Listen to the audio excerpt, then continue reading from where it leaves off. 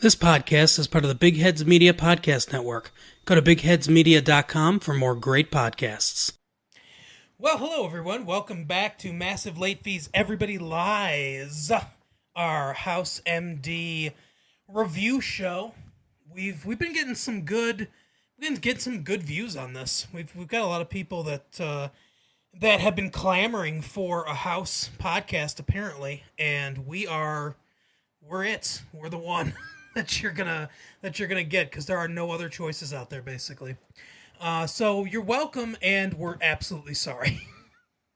But thank you for listening, though. Yep, absolutely. This episode, I'm just gonna get right into it. Just rip this Band-Aid off. This episode is Fidelity, episode 7, I believe. Yay! Maybe, I don't know. Yeah, we'll see. I don't know how we'll see, but I'll see when I edit this and see what number I put next to it. If It's 7. Look at your phone right now. Does it say 7 Fidelity? Then that's it. Well, does it say 7 Everybody Lies Fidelity? And not 7 from Married with Children either. No, and not 7 the David Fincher movie. No. Okay. Anyway, so Fidelity. This episode begins with a couple of bros just jogging, just discussing the most recent episode of Entourage. Yeah, they're talking about going to mybookie.ag, using the promo code late fees. Okay, he said we were going to mention that like within 5 seconds. I love our sponsors so much. I couldn't help it. I found. So because the show is called Everybody Lies, you have to lie to me about what we're doing in the episode right before it? Yeah, we weren't supposed to do the ad, but I guess you don't have any fidelity to me, Mark. This and the other episode guest spots. I saw an opening and I decided to take it. An opening? You mean a pause in the conversation? Every pause is an opportunity for more marketing. But this episode is called BookieMagic.ag.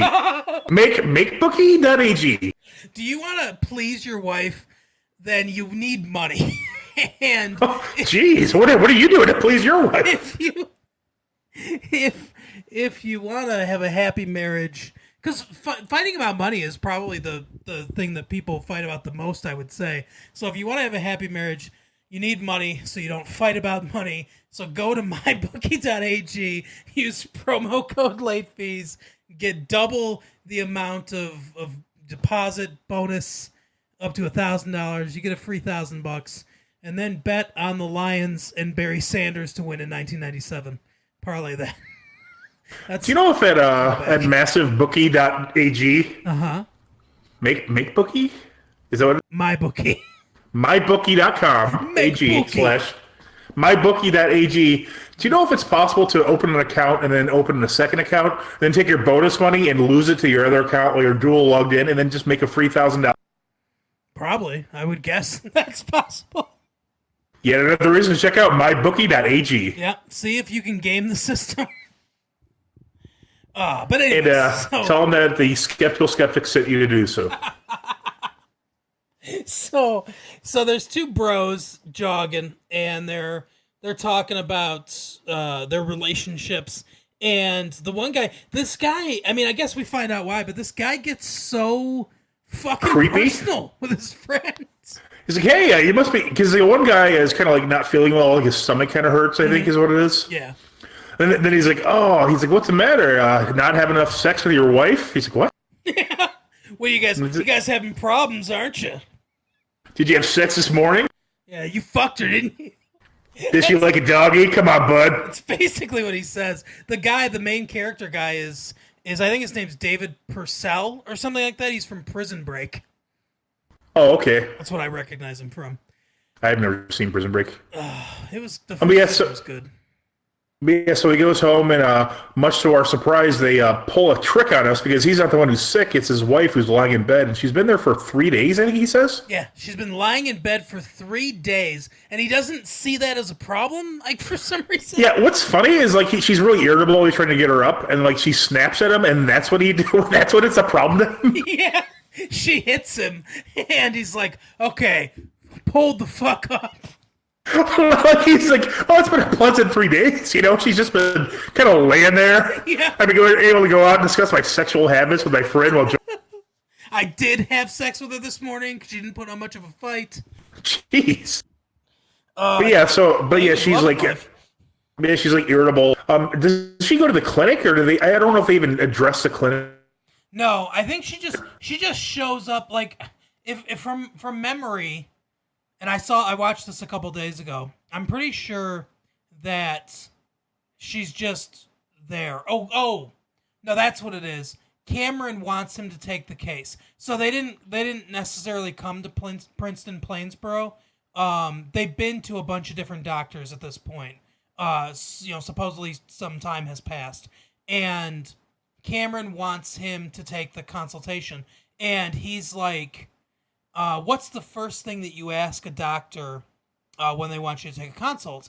And she's like, symptoms, or I can't remember what she says, something like that. And he's like, why? You ask them why. Why this case? What interests you about this case? Why do you want me to take this case? And then he's like, give me the file, I'll take it. And he's like, I think your interest is interesting. So Right. that's why he decides to take the case, because he thinks it's interesting for Cameron, that Cameron wants it. Yeah, and so House, immediately goes, oh, she's probably got like, severe Depression, yeah. time. She has a fever as well, and I think for some reason they say that depression's been ruled out. I don't know how they can rule that out, but they say it's not the case. Well, House says that that her symptoms don't really fit depression, I guess. I mean, I don't know if it's because she's got a fever. There, like, some of them are still, like, I think Foreman too is still arguing for for it being depression. But he's like, because Foreman keeps mentioning it in the differential diagnosis, and he's like, House keeps shooting it down, basically saying that he doesn't think that depression is causing. And I think in this episode, Foreman is just like opposing House just to test him. Really, it's really kind of interesting the way he like. I mean, I like how Foreman is always like to say he always like is very like headstrong, and he always has a really good idea, and he sticks to his guns, unlike fucking Chase and Cameron, who like will do whatever House says. Yep, absolutely. Like House could say, oh, this guy's an alien. They're like, okay, we'll run some tests poorly. That kind of comes up later. Yeah, but House tells them to redo the blood test and do an MRI, and then so they tell them that they think it might be a tumor as their guess. Yeah. So that's what the MRI is for. They don't find any lesions or masses. The husband's kind of upset that she's taking forever, and then she just starts having a seizure and like throwing up everywhere. Yeah, and basically, so they look at she has a seizure, so they think, like, at first they think that, yeah, they're definitely right that it's a tumor. And, they look, and like you said, there's no sign of a tumor. And even Foreman kind of says, or no, I think it's just House. House says that, Foreman does. Foreman says if the tumor's small enough, then it might not show up on a contrast MRI. And basically House says, look, if it would have to be like the size of a grain of sand to not show up on this Right, he said if it were that small, it would show up as how sensitive this machine is. Yeah, and he's like, and if it is there and it's that small, it's not causing these kind of problems. So it can't be that. Yeah, and the Beast story comes in fairly quickly in this episode because there's a woman who's kind of having like these weird symptoms, like she feels sick. I think it is, isn't that what it is? And like she's like kind of tired all the time. Yeah, she's tired. Not to the degree that the main. Not to the degree the main case, I guess, is. She's just feels kind of just shitty all the time. And shortness of breath. She's got shortness of breath and yeah, that's it. Shortness of breath. And tiredness. Yeah, so he calls in Wilson, and the reason he calls in Wilson is because this woman has like the most giant breasts I've ever seen.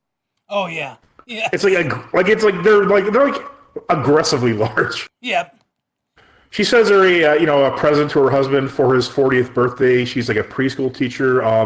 So House kind of suspects that it might be like some kind of like a toxic poisoning from the implant. Mm-hmm. And he like I said, he calls Wilson in because Wilson's kind of a lonely guy and he's his friend. He's like, oh, Wilson likes this. Yeah, exactly. Which of course, you could never do today because they'd be, oh my God, they're sexually harassing, exploiting this woman. They're rapists. Go to jail.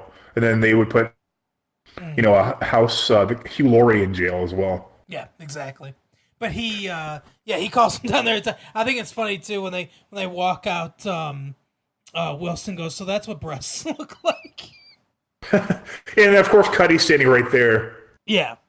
And that factors in quite a bit because what happens is Wilson just kind of hangs out with the group like during the diagnosis process. Like before this, he's only kind of he's a secondary character. He shows up, he talks to House. He's never really on screen for long periods of time, but in this episode, he's all over the episode. Yeah, it's clear they want to make him more a part of things, and for this first season, they sort of struggle to figure out how to work him into the story, but eventually they will. Eventually they find their stride and how to best utilize him and how to best and he really does probably become the best and in a lot of ways the most funny character in the series once they kind of figure out how to use him. Yeah, the actor who plays Wilson's really good. His name, I know he is in Dead Poet Society. Isn't it? It's like Sean something. I'm not sure. Yeah, Sean William Scott. No. Wilson Patrick. Yeah, it's Sean Leonard, Sean Michael Leonard, or Sean Robert Leonard, or something. That's like that. Yeah. I think that's it. Yeah, I thought of that like as the exact moment you started saying it. But Wilson's an oncologist, so he tells them some terrifying news, which is he says there's a certain type, like there's a syndrome you can get that's a result of breast cancer, but sometimes the cancer's not present, but you're still suffering from like this like other symptom. Yeah, they use this sometimes because this is sort of so. This can be in in a show where it's medical mysteries. This can be kind of a red herring. It's good to because they use it a few times throughout the course of this series. It's kind of good as a red herring. It's also kind of good as like the mysterious final diagnosis. But it's perineoplastic syndrome, which is a real thing that you can get if you have cancer, where brain cells are very structurally similar to cancer cells, and sometimes your immune system, in thinking it's trying to fight the cancer cells, will actually attack brain cells and cause these perineoplastic syndrome. Yeah, I also want to note too that Wilson, he has good cause to suspect that because she says that her mother had breast cancer at the same age and died of it. Yep. So there's like some genetic predisposition he's looking into. Mm-hmm. But yeah, so they go ahead and check, and like there's just nothing that shows up. So he thinks she might have this other form of breast, the form that is like undetectable, but still like is killing the patient. Mm-hmm. And then because it's House MD, they go, hey, why don't you go check out her work? Because if it's like a virus or something, nobody else seems to have caught it from her. Her husband doesn't have this virus. Right. So Foreman goes to her work, and she works as like, I forget the name of the title. It's like they work at like a upscale restaurant, and she like does the meat. She roasts the meat, I think. Yeah, it's not a saucier. But it's like a grill. Something with a V. I can't remember what it's called. Yeah, but basically she does the gravies and the roast meats. That's what she's in charge of. And then Foreman, who I have to say, he's very astute. He notices everything. Whenever he goes to a house, mm-hmm. he finds something every single time. I mean, obviously it's a device for the program, but the character is by default like very observant. Yep. And so he sees like, oh, this restaurant serves rabbit, and that to him it makes him think that it's some disease. I can't remember what it's called. Tularemia, which can be caught from rabbits. Yeah, that's right. Rabbit fever, which is tularemia is the right. The scientific. But yeah, it's. Yeah, so he thinks she caught this, and then the only other thing they think it could be because she starts to like get kind of an itch, and then she has like this. It's a disturbing like watching it is it Mm-hmm. creeps me out. Is like bugs just like start bursting out of her body, and she screams, and they Yep. like House now thinks this thing called sleeping sickness, which is he has no idea how she could get this because it's a disease that's pretty much found in Africa. I'm sure it can be found other places, but I don't really know. I'm guessing it's a mosquito-borne disease. It's actually so it's African sleeping sickness or human Africanus something that starts with a T. What is it? Yeah, Trypanosomiasis. trypanosomiasis. Yeah, it's from the tsetse fly, and tsetse flies basically only exist in rural areas of Africa. So it's pretty much, it's Impossible for her to have got. Yeah, yeah. If you haven't traveled to Africa, there's like you're basically not gonna get it there. I believe this might be one of the rarest diagnoses on the show because there's like fewer than 1,000 cases a year. yeah. On the zebra meter from this fandom site I'm using for reference, it's a 10 out of 10. It's like essentially impossible. Yeah.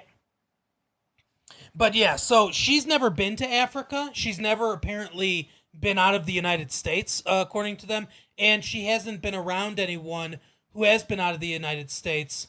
Um, and it's like it's a bloodborne disease because it's from infected tsetse flies. But House says he read this is so House speaks several different languages, which we come to figure out through the course of the show. One of which is Portuguese, and he says he quotes the in a Brazilian medical texts, which basically says that anything that you can get through with blood, you can get through sexual contact as well. And Now you tell me. right. And he says that there is some precedent. I don't believe there actually is in real life, but there is some precedent that someone could get or someone had gotten African sleeping sickness through sexual contact with someone who had been in Africa, even though they themselves had never been to Africa. So Right. that's the that's what he's saying is basically like now they point out neither one of them has ever been to Africa. So he says, okay, if they cheated, then whoever they cheated with, the person might have been to Africa, and that's kind of how she got it. So they ask. Right. Cameron asks the husband, and Foreman. No, Foreman asks the husband. I think, right? Or is it the other way around? Foreman asks the husband, and Cameron asks the wife. I think so. But yeah, like Foreman, butting heads with House. Like he asked at one point why House is so tough on him and not everyone else, and they say that House thinks more highly of you, and I think that's 100% true. I think House, definitely has way more respect for Foreman than Chase or Cameron. I mean, I don't think he has any Absolutely. respect for Chase at all. Yeah, absolutely. I think at 100%. I think he has some respect for Cameron, at least a little bit. I think he thinks that she's smart. Um, Yeah, I think he's more curious about her than anything. I mean, he knows she has drive because he knows she doesn't have to be a doctor. right. But yeah, if there was someone that House, like if you talked to House and got him to admit, like, hey, is there any one of these people that could eventually take over your practice and do what you do, he would absolutely say Foreman. Like he's trying to basically mold him to be the next House. I think he sees a lot of himself in Foreman too, the hard-headedness, the bluntness when you need to be. But Foreman definitely has like more, a much better bedside manner, and he seems like he's like more like a traditional doctor, where you could probably see Foreman like getting into the medical field because he genuinely cares. Yep, absolutely. Whereas House, like, admits, openly that he just likes the puzzle of it. And I mean, I don't think it's any secret that, I mean, obviously there's like a lot of people will consider like people in the medical profession to be like, more like noble. I mean, honestly, a lot of it, and I'm perfectly fine with it being, a lot of people are in it because it's a very lucrative field. I mean, Sure. Foreman, he's smart enough. He could have done well in any field he wanted to. He could have been, in the finance field, made more than any doctor would make, but he genuinely cares about people. So that's like, he's like House with empathy, essentially. Yeah. Yeah, the reason I don't care, basically what people's, I mean, I guess there would be certain motivations that you might not want people to go into the medical profession for. Hey, there's a lot of Like Annie Wilkes. yeah, there's a lot of girls here that are in comas. Right. You wouldn't necessarily want that, but Oh no, for sure. but as far as like whether they go into it for the money or altruism or whatever, the reason I don't care is because the bar is high. You have to do a lot of Yeah, things. yeah, it's so high. Yeah, you got to go to a lot of school. You got to pass a lot of tests. Basically, the best of the best are who's getting in, like who's becoming successful doctors. Sure. Yeah, it's like the criteria for even getting into the program is it's such a weed out type thing. It'll just like you're definitely getting a person who's. I mean, I work in the legal field. I've seen some dumb lawyers and some dumb judges. I don't know if I've ever seen a dumb doctor, like a doctor that's a complete idiot. No, I mean, like I guess every once in a while you might run into a doctor that's just kind of given up. or Oh, whatever. sure, that's possible. It's a highly stressful field, but there's definitely, I mean, attorneys too. There is definitely an intelligence, bar, but I mean, it's not as high as it is for the medical field, for sure. Yeah, so it's like if they're going into it for the money, I don't care because I know that they're still going to be. I know they're still going to be really good, and in some ways that motivates them to be as the best that they can. Yeah, I'm perfectly fine with a doctor who is in it just for the money and made all A's versus one who is in it because their heart's really in it. They're not like the best student, but they got all C's, and the person who got all C's in medical school is called doctor, just like the A student. Right, exactly. But yeah, so it's like Foreman, he's like he doesn't understand, but they both immediately recognize that he likes he likes you better. There's another little subplot with Wilson who's all fired up after he saw those knockers.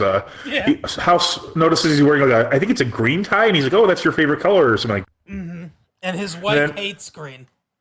Yeah, and again, another nod to the episode title, Fidelity. Wilson says he had lunch with one of his nurses. Nothing happened. He was like, I think she's new to the area, but why a doctor would go to lunch with her, I don't know, but that's what happens. Yeah. He like there was a little bit of during that Christmas episode there was a little bit of a hint that there was trouble in Wilson's marriage, and there's even more of a hint in this episode that stuff is going on. Right. And then, of course, the big issue, as always, is there's two different diagnoses, and you can really only use one treatment. Back in the episode with the babies, where they were just killing babies left and right, Yeah. we had the same thing where it could be one thing or the other, and like they figured out, they had to kill a baby, but they saved the rest of the baby. But in this one, the same thing, but it's like very cut and dry. Like this treatment for this sleeping sickness, which can only be possible if one of them is cheating on the other one, is very dangerous. It kills like 10% of people or something like that do it or something like that. It's they can't do both treatments essentially, which is always the case in House. I mean, it's one or the other. It's like basically like a Schrodinger's cat kind of experiment each episode. Yeah, and then the other one, the one for tularemia, can give you aplastic anemia, I think it is, or some sort of cancer.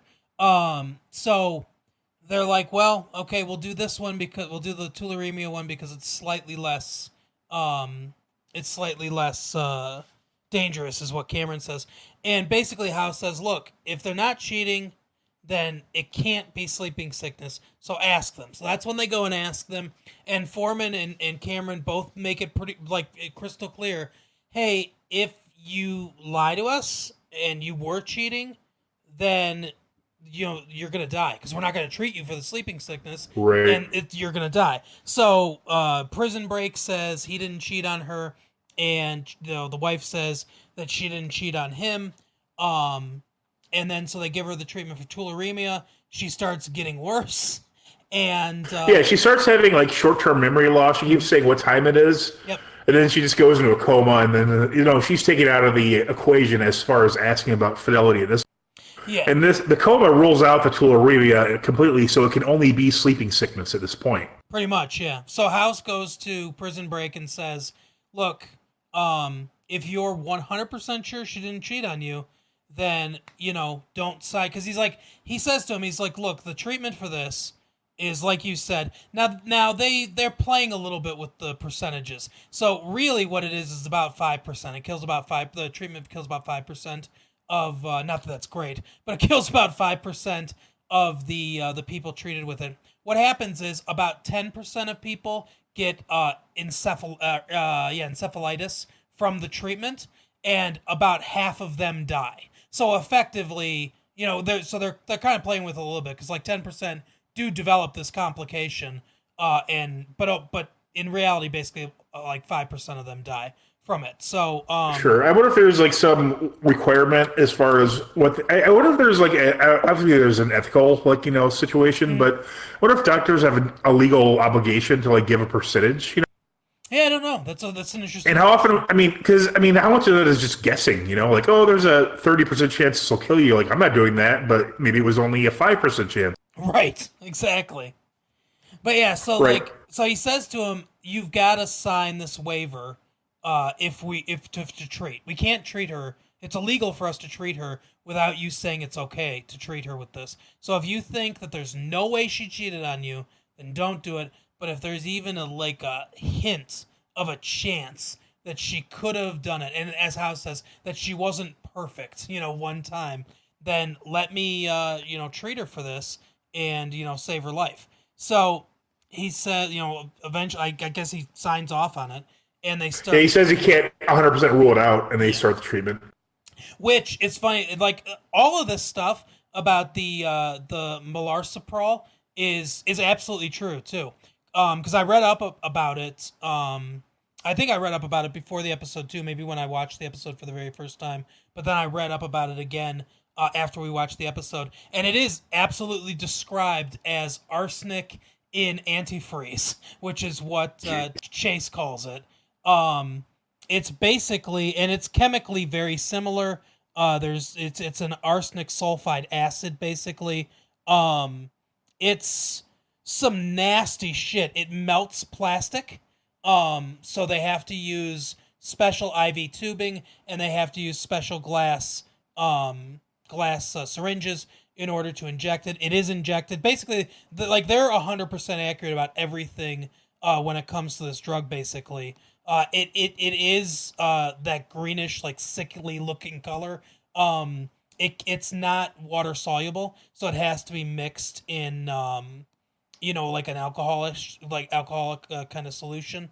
And it's like Chase said, it's kind of lucky she's in a coma because it's basically pouring acid into your blood. So it does hurt really badly when you do it, and it can easily lead to blood toxicity. It can make your blood toxic to your body.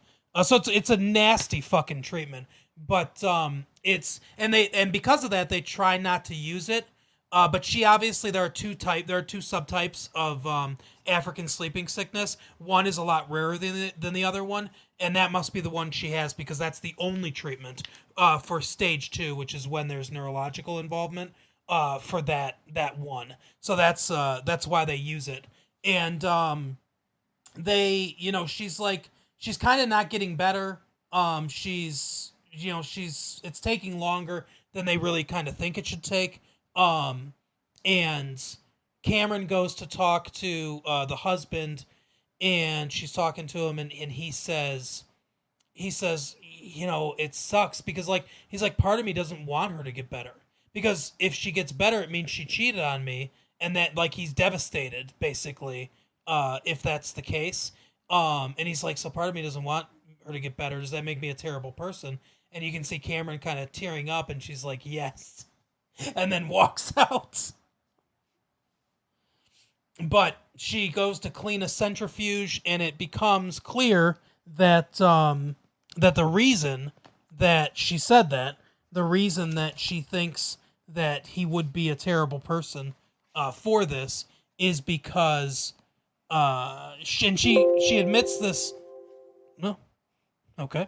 She admits this to House too, that she had a husband who died from he had what kind of cancer did she say he had?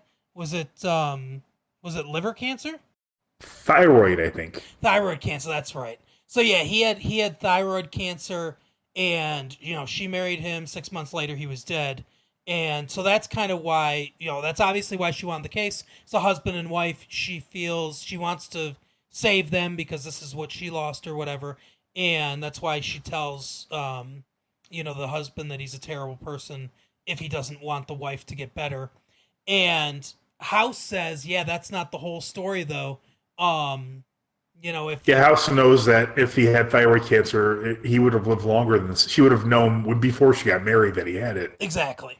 And so, but she got married anyway, so she married a dying man. She does also equate herself to him a little bit in this thing, too. It's subtle, but he's like, he's basically talking about the pathology of why she did this. And she's like, she says something like, yeah, it's that or hating people or something like that. She basically is saying, like, we're alike kind of thing.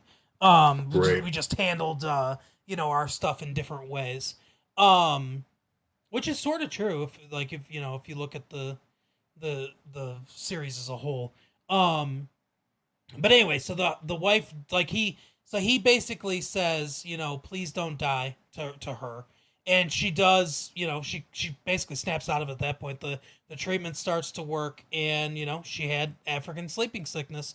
And there's a little time passes, she's getting better, and the husband is packing his bag and leaving. He had been by her side the entire time, and now he's leaving because she cheated on him, and he's fucking done with it. And she's sobbing her eyes out and everything, and they try to say, hey, it might be okay, he might come back, whatever, he might get over it, he'll it's possible he'll forgive you. But they ask her, who was it? We need to talk to whoever it was that you had an affair with, because they need to get treated. Yeah, they also have it. Yeah, which is weird. The whole thing's weird when you think about it, because they go, and who is it? It's fucking dude bro from the beginning that was jogging that wanted to know if the guy had sex with his wife. Right. Yeah. So it's and obviously, well, not obviously, but he seems to be married as well. He's got a young child, in front of that. Yeah. So they definitely hit the core of this episode.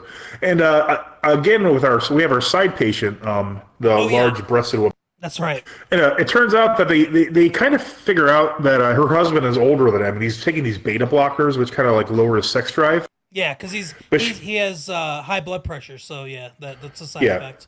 So this is really fucked up. They find out that he's been like putting them in her coffee or something he makes her in the morning. Oatmeal. I can't remember what it was. Oatmeal, yeah. So he's been putting these drugs in her oatmeal to make her not want to have sex as much with him. Mm-hmm. And then she doesn't seem super outraged. She's not like very upset by this. Yeah, I mean, she definitely just like, that explains it. That explains it. And then he kind of goes, yeah, just don't eat the oatmeal or something. I mean, that's just kind of how they solve this one, when it's like a really fucked up situation. Yeah, there's a lot going on in that household. He clearly does not trust her at all. I mean, he's got this hypersexual, large-breasted woman at his command who goes out of her way to please him, and then he's like, "Yeah, don't be so sexual." Yeah, it's like, why don't you? Beta blockers aren't the only thing to treat high blood pressure. Switch to something else, man. It's true. There are pills out there that treat high blood pressure that don't lower your sex drive. That's all I'm saying. But the only thing that really bothers me about this episode, I mean, other than what we just talked about, is the guy that she cheated with is not sick.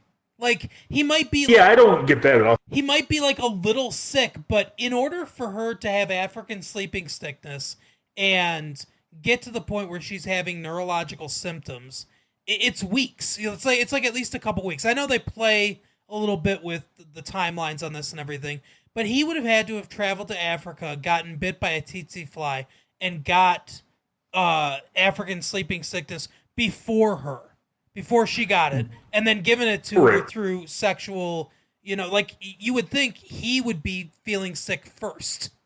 Yeah, but he's jogging. Yeah. They should have gone there and, seen the kid and been like, hey, is your dad here? And they'd be like, oh, my dad died 2 days ago. Did you hear in the papers about the African sleeping sickness outbreak? Right, yeah. It's and that's the other thing, too, is, there's no way you can get African sleeping sickness from sexual. I mean, come on. So many more Let's hope, people huh? would have it. Yeah, I mean, because I sleep with an African prostitute every night. Yeah, see, Liam Neeson once slept with an African prostitute, but she didn't have the sleeping sickness. She had something else entirely. Yeah. Her body was riddled with it. Do you know what it was? I think I can get. Oh my god, that is still the best thing I've ever seen in my life. Yeah, it's really. We're referring to an episode of Life is Short. Yeah. There's a clip, if you can find it, where Liam Neeson is trying to find out whether or not he's funny. It's gold. Yes, it's awesome. Just try to find Liam Neeson, Life is Short, or I think you can find Life is Short on one of the streaming services and just find out what episode that is. It's one of the funniest things I've ever seen. It's Ricky Gervais. It used to be on YouTube, but yeah. Yeah. Ricky Gervais, Stephen Merchant, Peter or not Warwick Davis. Yeah, Warwick Davis is there for basically to mug to the camera a little bit. Well, the show's about him. Life is Short is a reference to his dwarfism, I think. Yeah. Everybody is perfect in this. It's like a sketch. Essentially, It's hilarious. But yeah, I mean by mug at the camera, I mean just in this scene. Warwick Davis is hilarious in most of the show. It's about him and his wife having problems getting divorced and all that kind of stuff, and he wants to get back on top. He feels like that's gonna solve all of his problems in life. But yeah, it's a very good show just in general. You should watch it. But anyway, that's our episode. What did you think of? I really like this episode. I did too. I liked this episode a lot too. It was firing on all cylinders for sure. I mean, the whole thing's interesting. It's entertaining. I mean, it's very crisp dialogue wise. There's not a waste. There's no part of this that I felt like they could have taken. Yeah, we get more Wilson this episode, which I always like. When we get more Wilson. He's a fun character so far. Mm-hmm. But yeah, that's our episode for tonight. We will see you next time. Bye. I mean, unlike in a Dead Poet Society, he's not hanging himself. Yeah. Or was it? I think he shot himself in the head. Actually. Yeah. Maybe he's hanging by his neck in his fucking closet. Scenario number 2, they call that one. Yep. All right. Or the Hollywood Hangman call it scenario number 1. That's right. The Hollywood Hangman. We got to talk about that sometime. We should do a special just on Randy Quaid and the Hollywood Hangman. Yes, we should. All right. We will see you next time. Bye. See you next time.